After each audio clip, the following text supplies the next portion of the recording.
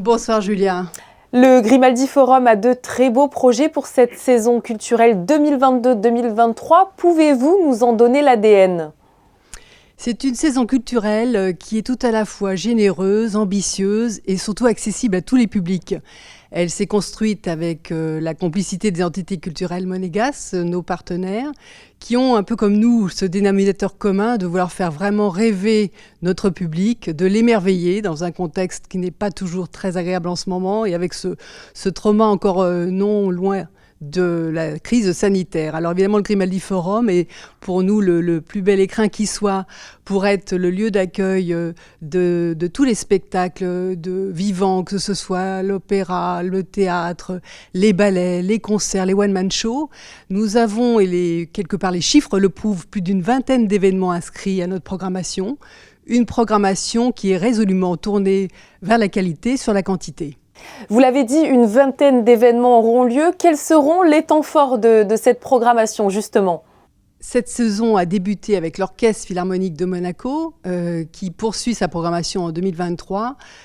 Pendant la fête nationale, nous retrouvons avec plaisir l'opéra de Monte-Carlo, avec la Damnation de Faust d'Hector Berlioz.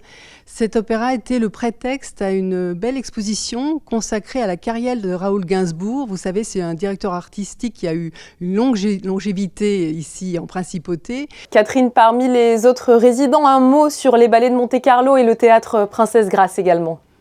Oui, alors le théâtre Princesse Grace, c'est un de nos résidents habituels. On est ravis de travailler avec eux et d'accueillir 3 très belles productions cette année et l'année prochaine, portées par des artistes de renom. On va retrouver aussi bien Vanessa Paradis, on va retrouver Clotilde Courreau, Gérard Darmon. Et les ballets de Monte-Carlo, évidemment, chaque fin d'année, font le plaisir de revenir, d'une part pour programmer leur festival Monaco Dance Forum, et puis Faust qui sera à l'affiche pour ces fêtes de fin d'année. Et parmi les productions du Grimaldi Forum, est-ce que vous pouvez nous en dire plus par rapport à ces productions ? Parmi nos productions, alors dans le domaine des concerts et des spectacles, Alfonso Ciulla, notre directeur artistique, a retenu des grands noms. Très prochainement, la petite Juliette Armanet, que tout le monde connaît, elle a été double disque d'or, victoire de la musique, et le 15 octobre, elle sera dans la salle des Princes, quasi complet, donc précipitez-vous pour avoir encore quelques places. Une très jolie comédie musicale qui est à l'appui du chef-d'œuvre de Jules Verne, Le Tour du monde en 80 jours, vraiment pour tout public de 7 à 77 ans. Et puis une petite pépite musicale, Voca People, le 10 décembre.